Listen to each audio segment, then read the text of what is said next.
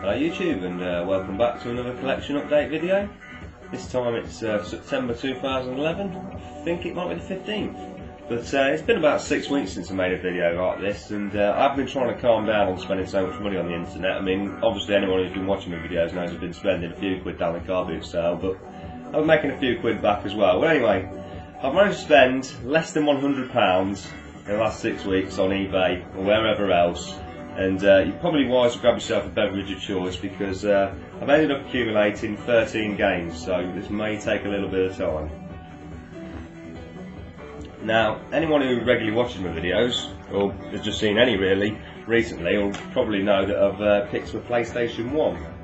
Now, I used to own one back in the day, and it's a pretty good system, and I've been enjoying getting back into it, in all fairness. Now, I've got a few games with it, but I decided to buy some extra ones as well. And the first one I've picked up, which I've already uploaded a gameplay video of, is Wipeout 2097. Absolutely exceptional game. Still plays brilliant today. Still looks nice today. Just an absolute pleasure to play. I didn't want to get the Platinum release, so I ended up paying £5 for this delivered. But I'm not worried, because, like I say, first had the original release, like a lot of people on YouTube would. There's the funky disc. So that's all good. So yeah, really pleased with that. Absolute bargain. Now, anyone who watched the gameplay video of that will know that I mentioned in it that I will be picking up this next game, Wipeout 3. Now, unbelievably, £3.20 delivered on eBay. I wasn't expecting much, to be fair. It was the cheapest one on there by a couple of pound at least, so I was expecting the conditions to be pretty bad. But in all fairness, absolutely mint. Comes with the front cover, the instruction manual, the disc and everything else. So really happy with that. I've had a quick playthrough on it. I'm not sure the track design's as good, but the cockpit view is just crazy. So yeah, looking forward to getting more into that later on down the line. Our next PlayStation 1 game is Strikers 1945 2, which is an absolutely incredible shooter. It's a vertically scrolling shooter, originally a Neo Geo arcade game. And yeah, absolutely cracking. I was playing this the other night in 2-player, I really enjoyed it. Just incredibly fun, and it just works really well. So yeah, totally recommend that. I think that one was £4 delivered on eBay, so again, not a bad price. Our next game was actually a donation. About 10 years ago I used to own this game, and instead of selling it when I got rid of my PlayStation 1, I gave it to one of my friends. I didn't really want to, go around asking people if they still had things given them a decade ago, but I looked on eBay and it's fetching about £15, and to me that's a little bit too much to spend on a PlayStation game, so I started to drop him a text, see if he still had it, and lo and behold, a week later, he gave this to me, and it's my copy of Darius for the PlayStation. Now, this is an incredible shooter. It's got a lot of slowdown, but the graphics are fantastic, and the end of level guardians just fill the whole screen up, and they're just incredible to see. I definitely recommend picking this up, and I'm not surprised it commands £15 still on eBay. But it's got everything apart from the front cover, but I'm not really overly fussed with these PlayStation games. I don't want to spend too much money on them. I'm not too bothered if they come complete or not. It's just to have a few in the collection, which pretty much I've got a good 15 now, so I don't think we're picking up 2 anymore. And the last PlayStation 1 game, it's sort of an oddity. I went out to my friend's house to pick up something else that I'd given away or lent him a fair few years ago, and I seen this sat on his shelf, and that was Treasures from the Deep, XCon. And I know the boss who's into these games. I don't know if he actually plays them or just watches videos on them or what the score is, but I decided I'd pick it up anyway off my friend and give it a go. I don't suppose it was my kind of thing, but it'll certainly be interesting to see how it looks and plays today. So that was that one. Now, while I was picking up the, when I picked up the XCon game, the reason I went to my friend's house in the first place was because a couple of years ago, I gave him this game, 1945 1 and 2 on the PlayStation 2. And although I haven't got a PlayStation 2 yet, I thought it was worth picking up because I've been getting quite a few PS2 games, and that Black Sim PS2 is eventually going to get here. It's just bound to happen. So I decided I'd get this one back off, and Maisie doesn't really play computer games anyway. And so yeah, so now I've got it for the PS2 and the PS1. So yeah, pleased to get that. Now, the next set of pickups was, if you watched one of my carboot videos recently, you'll know I picked up a GameCube, and it come with everything, including a copy of the great game Star Wars, which I've been absolutely loving playing.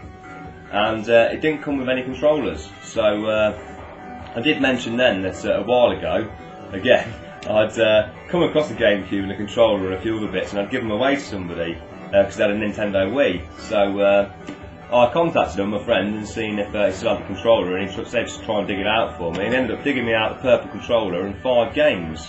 Now one of them's unboxed, and that's Tom Clancy's Splinter Cell game, but I think that's in the machine. But the other 4 were boxed, and they were Tom Clancy's Recon, which is a tactical first-person shooter with squad control. I've briefly played it. I kind of followed all my men pretty quickly because I didn't really know what I was doing. But as with this GameCube, I'm really impressed with the RGB signal out of it, and this again was a good-looking game if you ask me. So I'd definitely like to play it a little bit more. The next game is a fighting game, XMen Next Dimension. Again, this is a pretty decent game. Nice graphics, pretty decent 2D, sort of 3D fighting game. Unfortunately, we've only had one GameCube controller. Never got to experience the 2-player mode, which is, you know, where the heart of any fighting game is. But unfortunately, just a disc, no instructions or anything. But again, for free, what can you say? Great. The next game was SRS Street Racing Syndicate, which is a racing game from Namco, and it's very Ridge Racer Burnout-ish type gameplay. I played this one for about half an hour, to be honest. Again, impressive visuals, and it seemed like a pretty decent game. It doesn't come complete, but it does come with an epilepsy warning and a brochure or a poster or whatever you like to call it. So that's that. Again, just like the PlayStation games, these are just really just to add something. So I've got some games to play on the system, and I'm not worried about overall condition or anything like that. That's not a concern. And the last one I picked up was Peter Jackson's King Kong, which is a pretty decent game. I played it from the Xbox 360. The last level really lets it down when you play as Kong, but this seems to be a fair rendition of that game, and surprisingly, it's the only one that's complete. So again, I'm happy to add that to the collection, so at least I've got something to play on the GameCube as well as Star Wars. So that was that. Now the last 3 games, and I've still got to get 2 of them. Right, hold on a sec.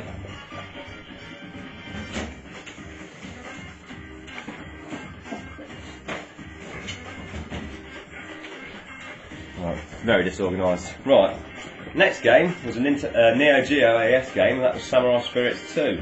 I've almost hard about buying this 4th Neo Geo game for ages, and then it ends up getting the most common as muck one possible, but it's an excellent, well-regarded fighting game, balanced cast of characters, great graphics, and really is renowned as being the turning point of SNK Neo Geo. This was a game that made people stand up and listen to them. So, absolutely fantastic condition. It's a little bit creased in the bottom of the boxes. You do get this on these Neo Geo games when they've been sat around, but it's the first game I've ever experienced when you open up and it's still got that new plastic smell. Now, the guy had over 60 Neo Geo AES games for sale, or so he claimed. He had a few on eBay, and this is the one I bought on eBay. But since then, we've been a bit of email communication, but he seems to have just gone ghost on me and completely disappeared. So I don't know if he was trying to scam me or what the score was, but he's completely gone off the scene now. But £25 for that, so about the going rate. But unfortunately, about a month ago, I sold my other AES arcade stick, which I really regret. So the other night, I managed to snag one for £28.50 delivered, and it's in mint condition. So when I get that, I should certainly be having a few friends over and be having a good session on this game, and really getting to grips with it and find out who my favourite characters are. So I look forward to that.